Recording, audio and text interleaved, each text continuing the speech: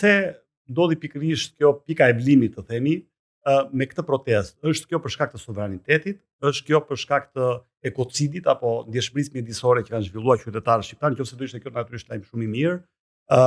Për këtë ashtu kanë filluar në Serbi dy palë protesta.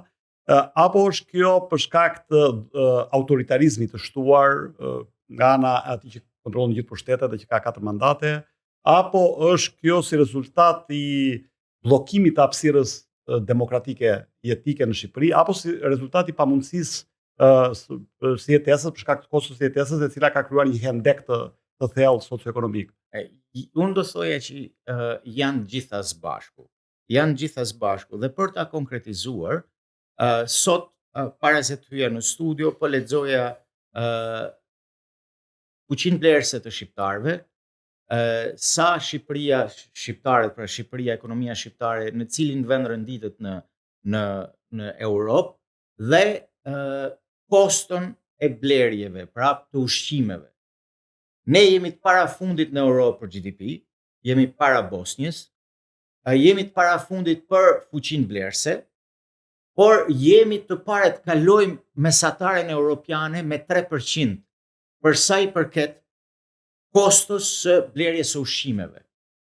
Dhe kjo është urgjencë kombëtare. Si ka mundësi një vend që jeton në mesdhe, pra është në mesdhe, me 300 ditë diell,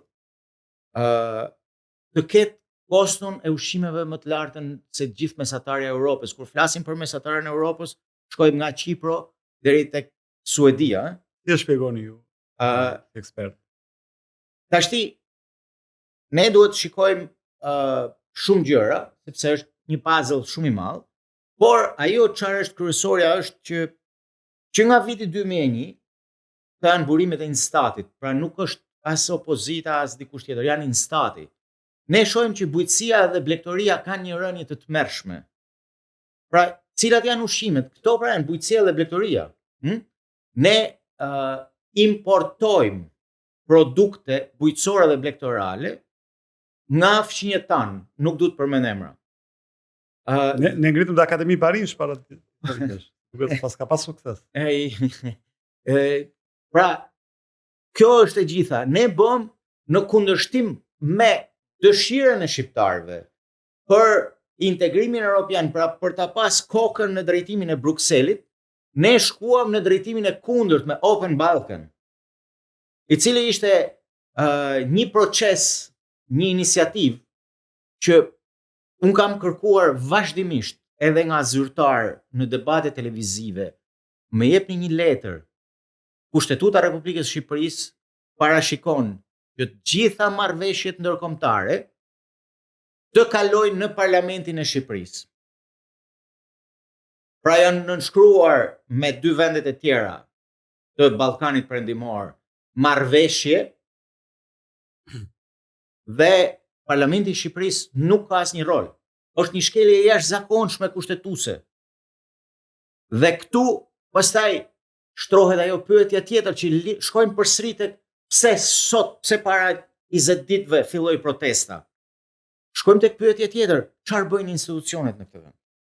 Pse duhet një parti, një organizat, apo megjithëse e kanë kufizuar shumë, edhe një qytetar, të drejtohet gjykatës kushtetuese me një padi. Gjykata kushtetuese, ashtu si edhe gjithë institucionet e tjera, mund të ndërmarrin vetë një nisëm të tillë. Si ka mundësi që të kalohet, pra anashkalohet krejtësisht Parlamenti i Shqipërisë? Dhe këto janë gjërat që ndodhin.